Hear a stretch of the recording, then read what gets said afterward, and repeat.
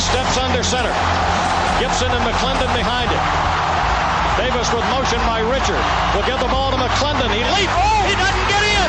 He fumbled the football. Carolina holds. The game is over. And Carolina has won the game. Finley to throw. Over the middle, intercepted. Wolford again.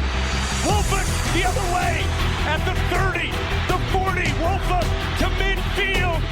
Miles Wolford with the pick. The heels on the doorstep of an enormous victory. Left side of the line.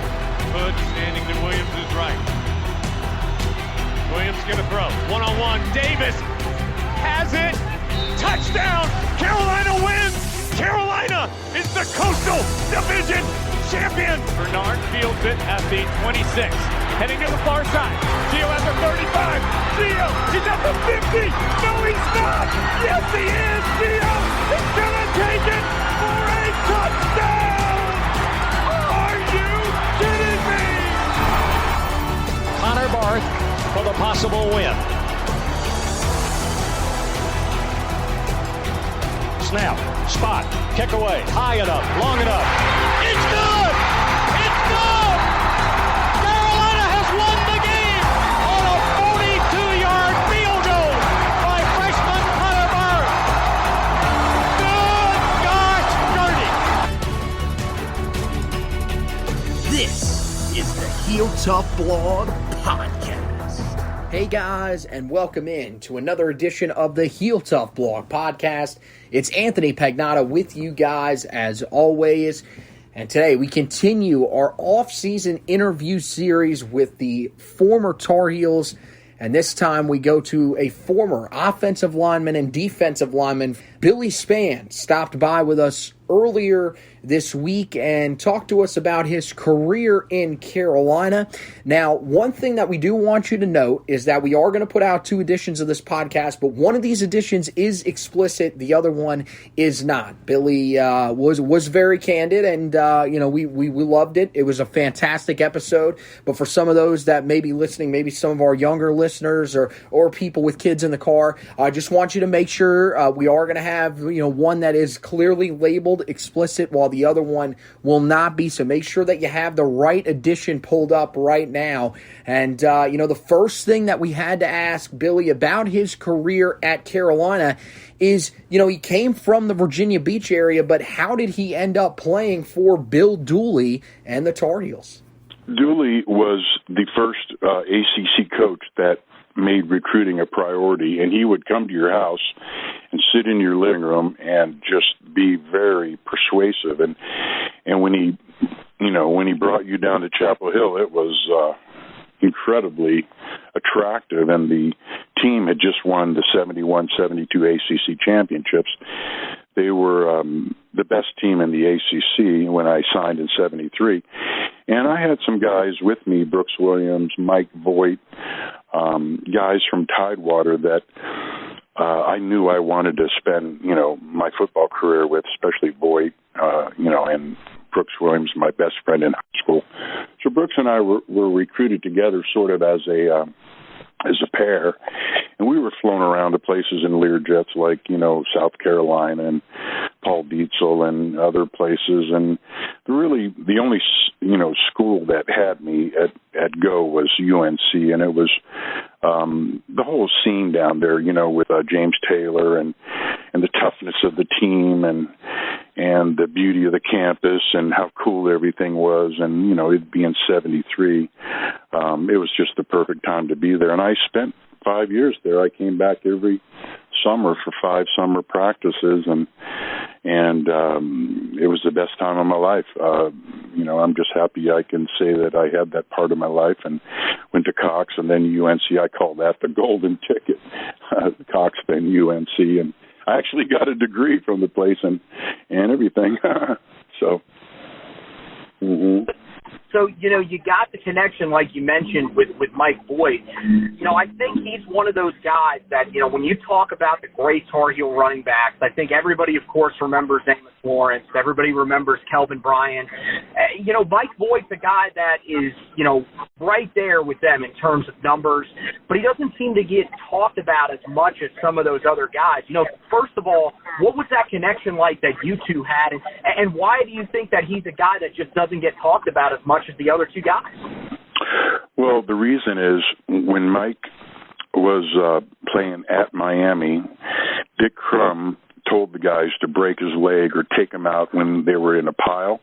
And Mike heard Crum tell the guys to, incapacitate him when they're in a pile, like poke his eye out or, try to twist his ankle. And so Crum, when the year before he came to Carolina, we beat him up there at Miami. And Dick Crum, properly named, wanted to take Mike out. And so when Mike was running for a touchdown, knowing that Crum was calling for his illegal takeout, as he's passing Crum on the sideline running the ball for a touchdown, he flips him the bird right in his face. And so when Crum came to Carolina, he wanted to erase every picture off the wall came down, anything related to Mike was erased. So that's part of why Mike's legacy is not as it should be. And I can tell you one thing. When Mike was at Florida and we beat the Gators, he got hit in the chest so hard his sternum was cracked in half in the sternum from a blow to the chest from a face mask by a Gator in a game we won. And when he came back from there, he literally had a cracked sternum, and he played the rest of the season, several more games with a pad in the shape of a donut strapped to his sternum. And if he would have been hit one more time like that, he would have been dead on the field from the bones piercing his heart of a cracked sternum. That's how tough Mike Voight was. And Mike Voight eventually died from the damage to his heart early in his life. And I can tell you that Mike was my best friend. Mike was the heart, the soul, and the spirit of Carolina. Him and Boom Boom Betterson, when they combined in '74 to win and do what we did, we had them both going over $1,000. And that offensive line with Ken Huff and Rusnak and those guys. I mean, we had the best offensive team in the history of college football. No one had ever gotten two guys from the same, tailback spot at $1,000 each ever. And, Mike did that, and Mike was the best friend a man could have. And he was the best friend to dozens of students and regular students. And our team, we loved Mike. We called him the Space Cowboy because when he first came in as a freshman, he kept playing the Steve Miller song over and over, about the Space Cowboy. And if you listen to that song, it's really Mike's song. Mike lives today, and his spirit is still powerful. And he is someone that I have never known a guy like Mike Voight. He was the toughest guy I've ever known. And it was just, I played against him in high school when he was at Indian River. He came over, and he was for some reason, he was playing quarterback. Mike couldn't see very good. He never really caught a pass at Carolina. But I can tell you one thing, that guy, his spirit is so strong, and his love for Carolina and his devotion literally cost him his life. But he didn't back down when his sternum was cracked. He didn't sit on the sidelines or sit out. He played right through the rest of the season with a cracked sternum. And when people think about toughness, I just want them to think of the Space Cowboy, because that man was awesome. And he was my best man at my wedding. When I married Melanie, 20 years ago, he came over, and so did Brooks. Mike Voight drove right up on the lawn and parked his girlfriend's Stingray on my lawn and walked in late, and then we proceeded to get married with Mike being there. So we love him a lot. Can't say enough about the guy, really. So thanks for asking. Of course, man. He sounds like a guy that I would have loved to hang out with as well. Man, that is crazy, some of the stuff there. Yeah, I mean, look, the Space Cowboy wasn't the only guy that was a little bit underrated when it came to the legacy of the guys that were there during your time. When you talk about the head coaches in Carolina history, I feel like, everybody, of course, turns and talks about Mack Brown and his legacy, and, he's only continuing to build that here in his second go-around. But, it doesn't feel like you hear as much about Bill Dooley as you do about Coach Brown and even Coach Crum. When you look at the legacy that Coach Dooley left behind, what is the thing that you remember most about him and from your time being there? What are those things that always will stick with you about him? Well, the 71-72 championships were incredible. The 77 championship when Lawrence Taylor came in as a freshman and I was a fifth-year senior and I was moved over to the nose guard spot, that defense that year held the opposing team to less than 7 points a game for the 11 regular season games. That was probably the best defense in the history of North Carolina, maybe rivaled by one or two. The one with Julius Peppers was pretty amazing, but Dooley won 3 ACC championships, and then Crum came in, and Crum got a fourth one, and those are the only 4 to ever win, and they're all 4 related to Dooley, because all the good guys on that Crum team in 80 were, Dooley boys. We call ourselves Dooley boys because we were his boys. He was our Daddy Dools, and we were his sons, and he wanted us to have fun and win and be tough. And when you think of toughness, I can tell you that when I came in there in 73 and I signed, it was so rough that Bill Wicks, before I signed on my recruiting trip, before I left, he sat me on a bed right there in his dorm, and he had Holly Davis and Holly Cortate next to him, his girlfriend. And Billy Wicks told me, look, I'm your host. I want to tell you, this is the toughest thing you're ever going to do. We had a guy die, Bill Arnold, a couple of years ago. You can die at practice. You will be near death. You could die, and if you die, I want you to know. I sat here and told you that was possible. So don't blame me if you die, because this shit's so tough. And I looked at him and I said, you know what? I want to be a winner. I want to be with you and these guys like Ken Huff and Robert Pratt and Ron Rusnak and those guys that won those 2 ACC championships did it through their sheer toughness, like the Sun Bowl and the 11-1 season of 72 with Timmy Kirkpatrick and Billy Height and Mike Mansfield and Jim Webster and John Bunning. I can tell you that there was a time when we were as tough as Oklahoma or Texas or any of those schools. No one did it as rough and tough as we did. Dooley would take you at practice so hard, you would literally be on the brink of just what Bill Wicks told me about death, and it had a metallic taste when you got close. And it was after all the sweat was gone from your body, and you were just thinking that in one more second you were just going to croak. And he probably pushed me in 5 years, and my guys with me, we probably hit that mark about between 20 to 30 times we were near death, but he knew that if he pushed you that hard at practice, the game would be a breeze. If you look at Michael Jordan's quote I've seen recently that, I practiced so hard that the games were a joy and easy. Well, we practiced so hard the games were a breeze, easy, and no problem for us. And we had no fear. We didn't let the other team intimidate us. No one had practiced tougher than us.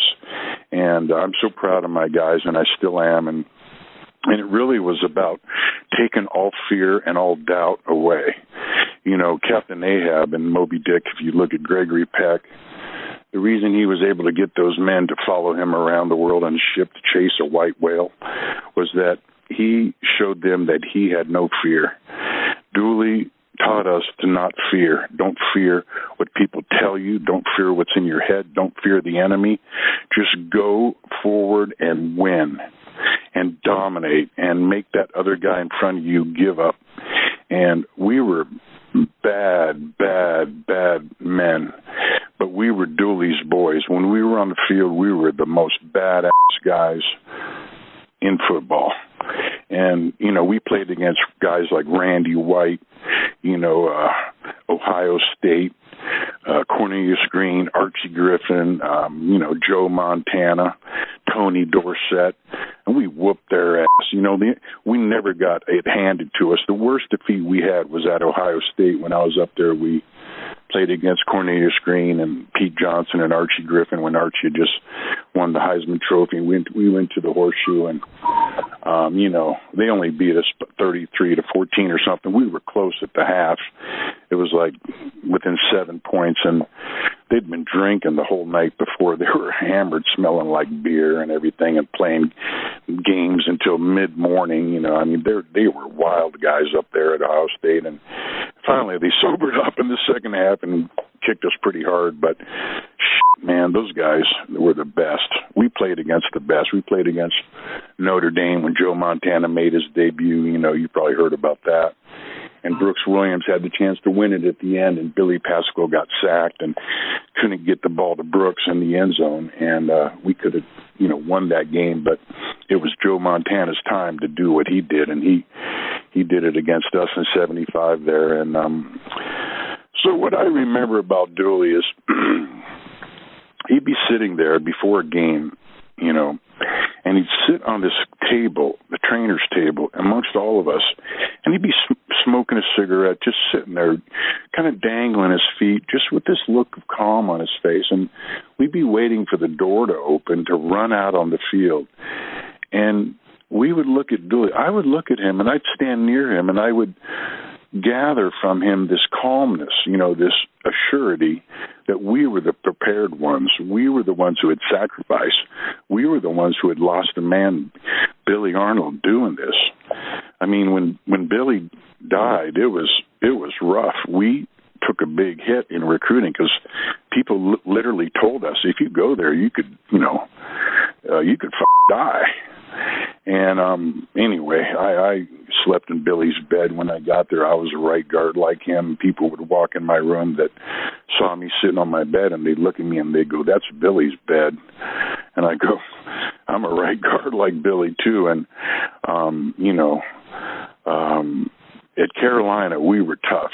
We knew what we were facing, and we had rose to the challenge, and we knew it was worth it. We had 56 guys come in there, and 72. When I came in, there was no limit on how many guys could get a scholarship, so there was 56 of us. And let me tell you, Dooley motivated you by looking at you and telling you, you're going to win, you're going to have fun, this is going to be the most awesome thing. He wouldn't really tell you how much fun you were going to have. You just had the fun. When we went downtown and we walked down there from Herring House to the Franklin Street, we had the most fun anybody ever had. Probably in the history of Carolina. And we did it because we earned it. We earned the fun we had. We earned everything, every bit of fun we had, we earned it. And when we won, people loved it, and the town lit up, and we would win those games literally to just bring joy to all our fellow classmates and students and all the people who were rooting for us. We knew that when we won, it would be our town. The state would be ours, and so would the state that we beat. And I learned that in Virginia Beach at Cox. If we would beat First Colonial at Cox, as I did my senior year, for sure, we owned the beach, we owned all the bars, we owned all the women. They were ours. That beach was ours. And so at Carolina, when we beat South Carolina or Florida, we owned that state. We owned everybody in there, and we owned, that was ours. That turf, that land became ours. And so we conquered by, the joy of winning, and winning brings a lot of collateral rewards, if you know what I mean. So, yeah. Yeah, well, you guys did a lot of winning there for sure. And, look, you were, part of that winning. Of course, when in your final season on campus, you mentioned it a little bit, that 77 season was special. You actually moved from, the offensive line to the defensive line. What was behind that move, and what do you remember? Did Coach Dooley come and approach you with that? I'll tell you. I'll be honest with you. Pat Watson was my coach for 4 years, and he was a taskmaster. Pat was a guard like Dooley, at Mississippi, and Pat was a bad man, a badass, just a tough guy. I mean, he would literally take us and drill us so hard. We were machines. We were offensive bulldozers. I mean, look at who we produced. We produced the greatest offensive lineman in the history of Carolina, which is Ken Huff, and Robert Pratt, and Ron Rusnak, All-American at 218 pounds. And, Pat was very intimidating, and he died recently when he was coaching for Vince Dooley down there, at Georgia. And the night he died, we were so close. The night he died, after a win for Georgia, I sat up all night and I thought about him. I didn't know he died, but I was thinking of how great he was and the great offensive line schemes and our dominance as linemen. I thought of it all night long, and I couldn't sleep. And I woke up and I got a paper that morning, and I read that he had died while I'm thinking of him all night long.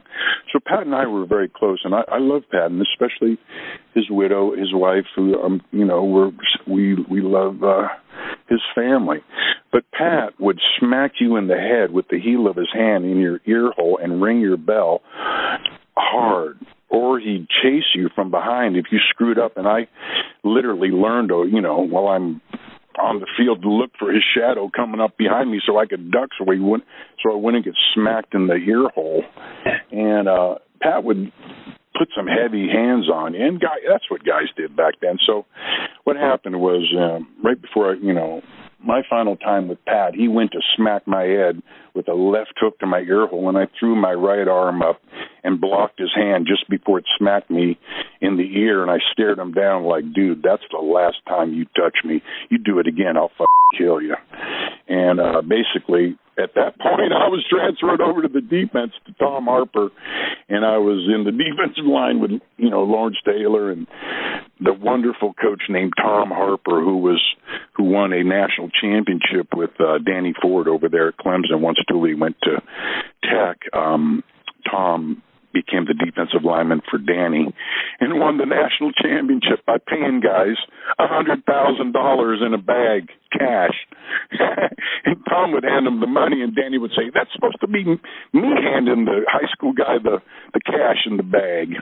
Anyway, they all got in trouble for that, but Tom Harper, I love Tom so much. Tom Harper, we were lucky to have some coaches like John Guy, Tom Harper, Billy Height, Mike Mansfield. These guys were so cool to be with. I mean, what kept you from quitting at Carolina was that you knew you were with the finest men in the world. The coaches, even though they were crazy sons of bitch, like to beat on us, we didn't care. We could take any pain. They taught us to take pain and do your job and, shut up and get it done. And then when you go out on town, it's your town.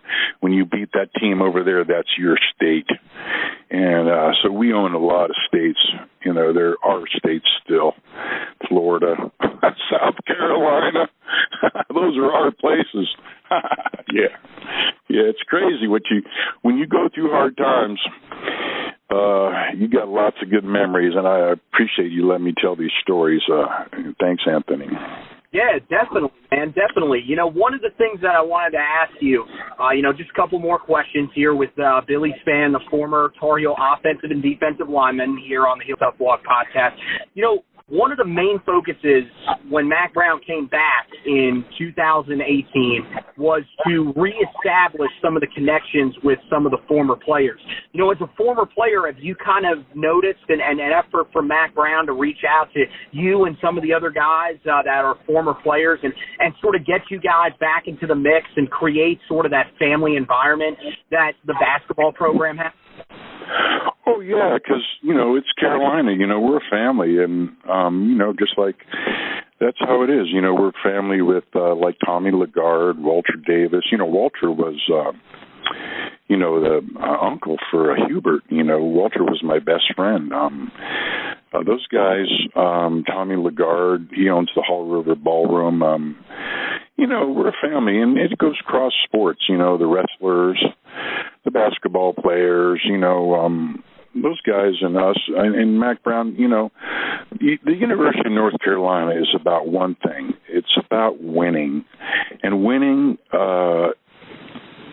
solves a lot of problems. I mean, Mac Brown, we're so happy to have him. He loves us. We love him. He's family. He's like, our grandpa. And, the funny thing is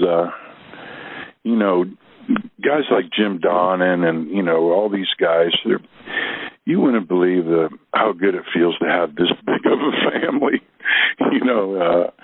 It's amazing. It's just, I would say to young people, find something you love doing with a bunch of people that are going to, you're going to love being with, and do something that's hard, that's painful, that pushes you to the limit, and then do it to the best of your ability. And if you do it when you're young, when you're old, you have so many great memories. I'm 66 right now, and I've got the best memories of anybody I know in the whole world because of my Carolina experience, and it keeps going. We're going to throw a huge party next year. We threw a party in 2017 for the 40-year reunion. We had a big championship party at the Blue Zone. We had 150 guys, and we did some stuff that those guys will never forget. And just having friends like this is worth every ounce of pain and suffering we went through. To have friends like this, there's nothing like it. So, the last question that I'll ask you, before we let you go is, man, you have done some crazy things, not only, with your Tar Heel family, but even, after your career in Chapel Hill, you moved on. And, I saw a bunch of these different photos of you down in Mexico. You said, earlier that you, during COVID were traveling to Montana and Idaho, all these different places. So, where is life taking you after, your football career? And what are some of the things that you've been getting into, man? Because it seems like you definitely are living a wide open lifestyle, and it's probably presented some very interesting memories for you. Well, Carolina and the football, experience taught me to not really have any fear, and I realized that if you go out there and do what you want, I took a scuba course from Ken Orso, the gym coach in my last year. I took a scuba class and I went underwater in the Willington pool, and I that's all I wanted to do was go underwater and be a diver. And I kind of watched Sea Hunt as a kid, and then I got my diploma. I went down to Gitmo in Guantanamo Bay to be a carpenter and dove 80 times in the Windward Passage, and then went to Jamaica and saw the life of the scuba instructor with the way it is in, Jamaica in the pool with, beautiful women and everything, teaching them how to dive. So I became an explorer, a sea captain, a dive instructor, and I went all over the world diving, Tonga, Caribbean, Mexico, Hawaii. I became a sea captain, explorer, and a guy who could teach scuba diving and make a buck on a boat or underwater. And that kind of led me to 15 years in Hawaii after being 2 years in Cozumel and sailing all over the Baja and everything. But, the thing is, do what you want to do. My mom had one piece of advice to me when I would say, what should I do with my life? She would say, just be happy. And I found happiness in nature, in underwater and jungles and beaches and mountains. And I climbed Mount McKinley a couple times. I got up there pretty high on McKinley at 18,600 feet. Then I took my wife up there a couple of years later. And I would just tell people to enjoy the wild places and find the wild places you want. And then maybe figure out whether you're going to be a ski instructor or a scuba instructor or, a mountain guide or some, the world is a big place, and don't bother yourself into doing what people tell you or what you think, somebody wants you to do what you want to do as a human. And if you have half a life that I had, you will have one great life. I'm very appreciative of my parents. I was born to some special parents that allowed me to understand the beauty and the wonderment of life, and so I'm just blessed and grateful. And thanks for letting me share these things with you, Anthony. It's awesome, man. I'm going to be honest with you. I love doing these, and, there's always, some of the guys that we talk to, and we have some of these quick interviews, but I love these types of interviews. I love these ones where, you tell us all these great stories. One of the ones that stuck out to me last year was Scott Stankiewicz, very similar to you, told just a bunch of different stories and everything like that. I mean, look, there are so many stories that it seems like we haven't even gotten to, so we're definitely going to have you back. We're going to be doing this going forward pretty much every off season. So we'll definitely have to get you back on. Thanks for stopping by with us, though, man, and telling some of these stories. It was great. I hope some of the listeners enjoy it as much as I did. But thanks for taking some time with us, man, because you definitely, like you said, you have lived a great life, man, and thanks for sharing part of it with us.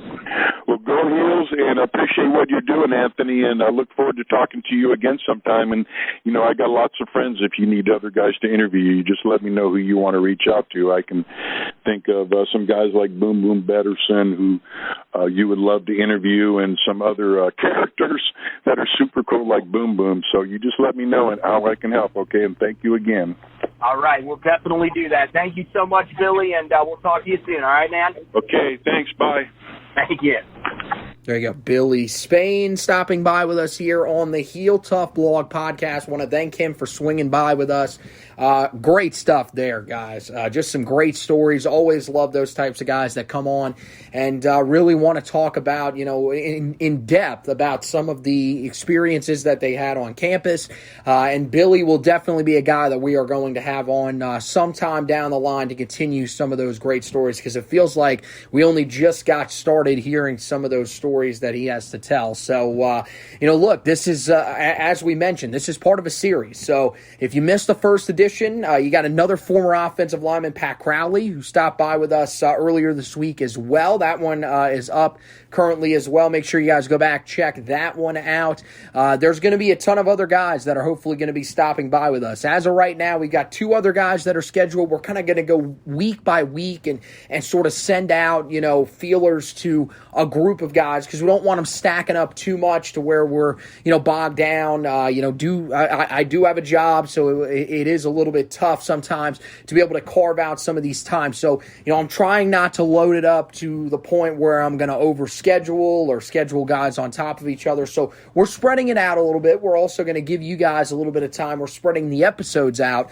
a little bit to give you guys, a little bit of time to be able to listen to, one edition and get yourself prepared for the next edition. Also, will give us some downtime in case we have to update you on some of the recruiting stuff that's going on. But we got plenty of guys coming up over the weekend. I'm going to be talking to two former Tar Heel defensive backs, Kendrick Burney from the late 2000s teams, of course, under head coach Butch Davis at the time. He's going to stop by and talk to us, as well as Errol Hood is going to stop by, of course, a guy that was brought to campus by Mac Brown and then eventually was a part of the group that was under, and then eventually played under then replacement head coach, soon to be full-time head coach Carl Torbush, until he finished up his career at Carolina in 2001. So we're going to talk to him, and as we mentioned, plenty of other guys that'll be coming up. Another thing that we're going to be doing, of course, this offseason, something that we've done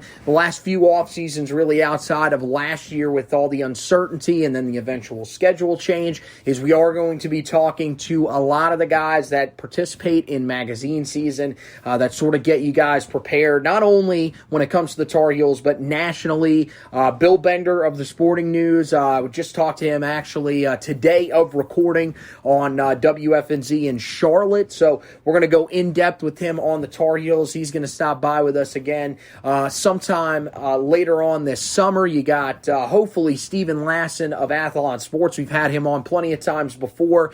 He is now a full-time co-host of the Cover 2 podcast that Athlon Sports produces as well. So hopefully we'll be able to get him on to talk a little bit about where they have Carolina. They also had a great Q&A with Sam Howell, the quarterback for the Tar Heels. That's something that if you guys haven't seen that, go to your local newsstands, pick it up. I'm definitely going to be swinging by. I was taking a look at it the other day when I was in the grocery store. I'm definitely going to be purchasing my copy here soon. I didn't, for some reason, decided to put it back on the shelf. I'm going to have to go swing by, pick it up, and really get a feel for not only the Tar Heels, but some of their opponents that are on the schedule this season with some of those magazines. And then, of course, we didn't have them last year. We're hoping that we can get them on this year. Once again, after we had them on back-to-back years, the prior 2 seasons, we're hoping to get Phil Steele back on, the man that writes the College Football Bible, one of the most accurate guys out there. We're hoping he'll be able to stop by with us.